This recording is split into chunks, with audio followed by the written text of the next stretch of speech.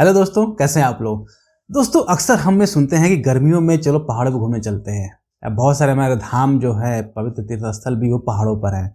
और पहाड़ों पर जब घूमने जाते हैं तो हमें रोड अच्छी मिलती है और ये सोचते हैं कि कैसे इतने बड़े पहाड़ों को काट कर रास्ता बनाया गया हो। दोस्तों, ये जो कठिन चुनौतियां हैं ये काम करती है हमारे BRO, जिसको बोलते हैं बॉर्डर रोड ऑर्गेनाइजेशन।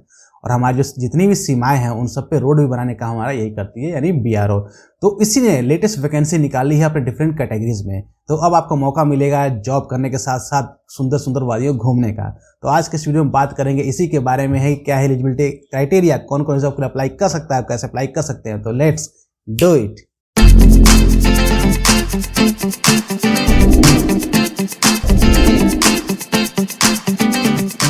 दोस्तों, आगे बढ़ने से पहले अभी तो हमारे चैनल को आपने सब्सक्राइब नहीं किया है, जरूर सब्सक्राइब कर ले अगर आप चाहते हैं कि आपको गवर्नमेंट जॉब्स की इन्फॉर्मेशन, प्राइवेट जॉब्स की इन्फॉर्मेशन और वर्क फ्रॉम होम जॉब्स की इन्फॉर्मेशन टाइमली मिल जाए। तो और हाँ, सब्सक्राइब करने के बाद बेल आइकन जरूर दबा दीजिएगा और वीडियो को लाइक करना मत भूलिएगा।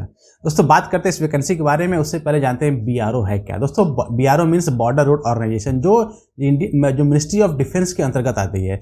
जो डिफेंस में आप जो पहाड़ों पे आप देख सकते हैं कि जो भी हमारे बॉर्डर एरियाज हैं, वहाँ सब पे जो सबसे क्रिटिकल एरियाज होते हैं वहाँ पे कंस्ट्रक्शन काम कर रही है।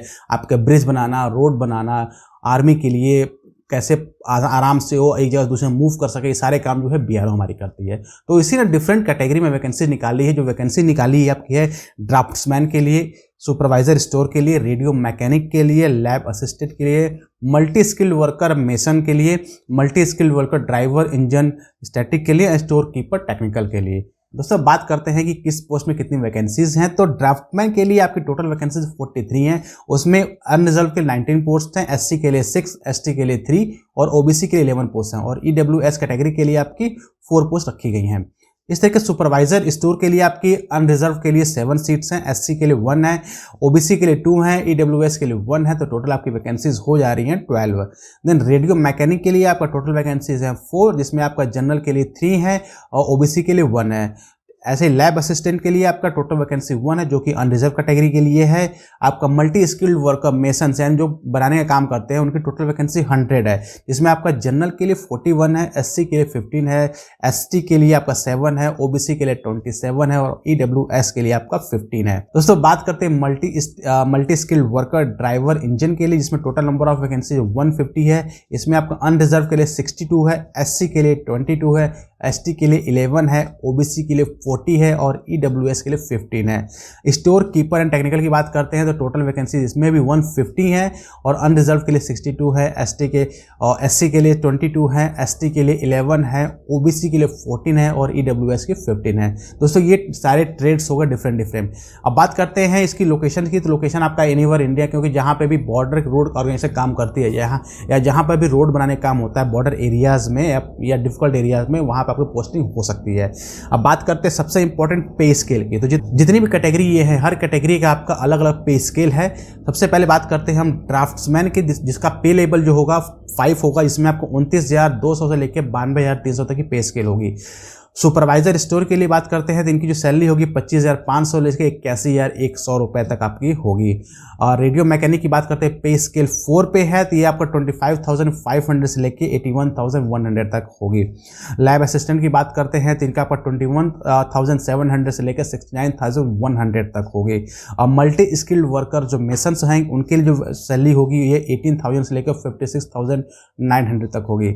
और multi skilled worker driver engine static की बात करते हैं तो इनकी जो सैलरी है 18,000 से लेकर 56,900 तक आपकी होगी।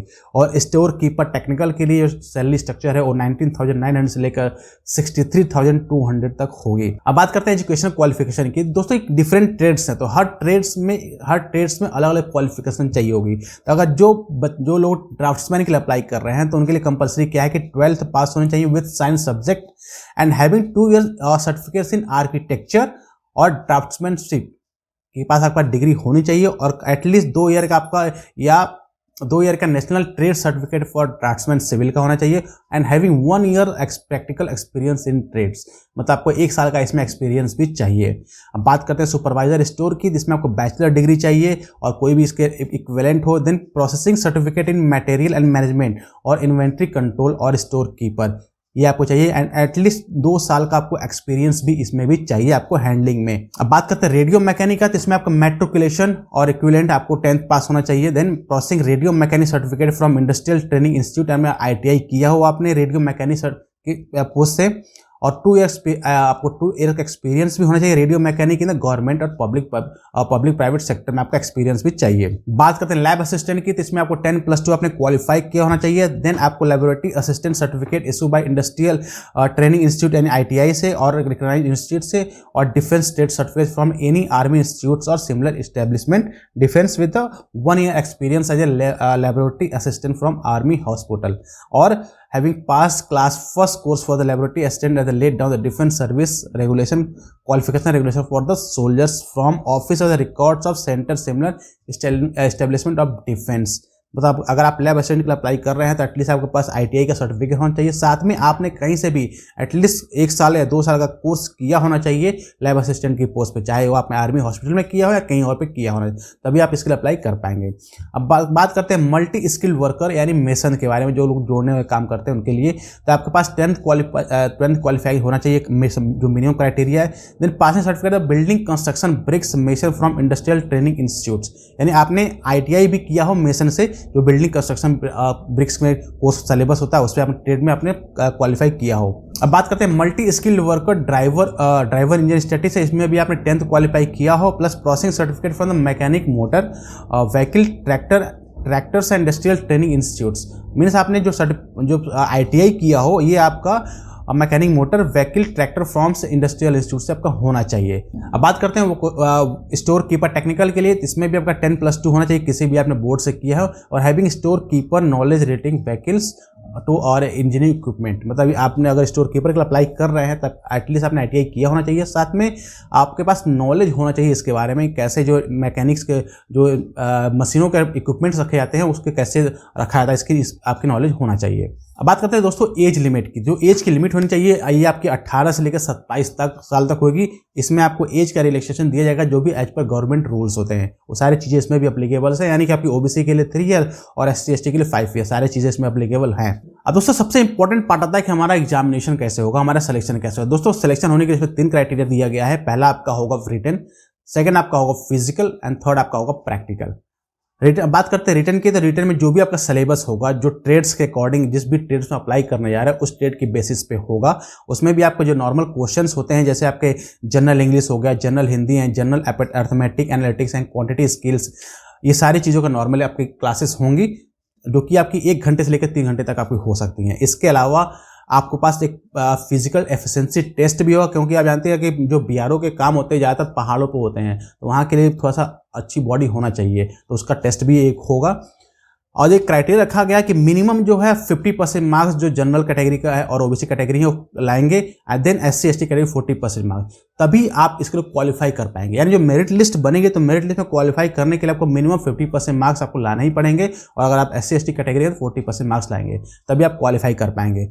बात करते हैं प्रैक्टिकल टेस्ट की, तो प्रैक्टिकल टेस्ट जिस भी ट्रेड में आपने अप्लाई किया होगा, सपोज करिए आपने मेसन में अप्लाई किया हुआ तो आपका मेसन का प्रैक्टिकल टेस्ट होगा, ठीक वैसे ही आपने अगर लैब टेक्नीशियन के बेस पे अप्लाई किया हुआ तो उसका भी आपका प्रैक्टिकल होगा। तो जिस भी ट्रेड में आपने अप्लाई किया हुआ उसको आपका प्रैक्टिकल टेस्ट होगा, देन आपका एक्सपीरियंस प्लस एज, ये सब कंबाइन करके आपका मेरिट लिस्ट बनेगी, उसके बाद ही आउट होगा। जो मेरिट लिस्ट का जो लिस्ट है ये BRO की जो पुणे का जो हेडक्वार्टर वहाँ से आपकी वहाँ पे आपको शो होगा जब इसका रिजल्ट डिक्लेयर होगा तब। अब बात करते हैं फिजिकल स्टैंडर्ड की। फिजिकल मतलब आपकी हाइट कितनी होनी चाहिए, तो अगर जो वेस्टर्न हिमालय रीजन है वहाँ पे मिनिमम जो हाइट है आपकी 158 सेंटीमीटर होना चाहिए। ईस्टर्न हिमालय रीजन जो है वहाँ की जो हाइट है आपका नॉर्मल 152 सेंटीमीटर होना चाहिए। वेस्ट प्लान रीजन है तो यहाँ पर आपका 162.5 रीजन होना चाहिए। जो ईस्टर्न रीजन है जिसमें आपका यूपी, बिहार, वेस्ट बंगाल, उड़ीसा आते हैं, इसमें आपका 157 होना चाहिए।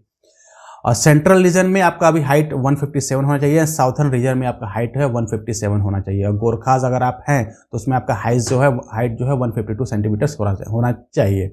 ये आपका है। देन आपका चेस्ट भी एटलीस्ट हर कैटेगरी में जो है चेस्ट का एक्सपेंशन आपका 5 सेंटीमीटर होना चाहिए, चाहे आप किसी भी कैटेगरी में अप्लाई कर रहे हो तो इतना आपका होना चाहिए। अब दोस्तों बात करते हैं अप्लाई कैसे करना। अप्लाई करने का तरीका बहुत ही सिंपल है। आप BRO की साइट पे जाइए, उसका लिंक मैं डिस्क्रिप्शन में मेंशन कर दे रहा हूँ, वहाँ से आप एप्लीकेशन को डाउनलोड कर सकते हैं। उस एप्लीकेशन को डाउनलोड करके आप फॉर्म को प्रॉपरली फिल करके आप उसको पोस्ट करना है। ध्यान रखिएगा, एक पोस्ट के लिए आप एक ही एप्लीकेशन लगाएंगे। अगर आप डिफरेंट कैटेगरीज में अप्लाई कर रहे हैं, सपोज करिए आप 1 या 2 कैटेगरी में अप्लाई करने जा रहे हैं अलग ट्रेड्स में, तो सब उसके लिए सेपरेट होगा। आप एक ही पोस्ट के लिए कई सारे एप्लीकेशन नहीं लगा सकते, ध्यान रखिएगा, या एक ही में आप कई सारे ट्रेड्स नहीं डाल सकते।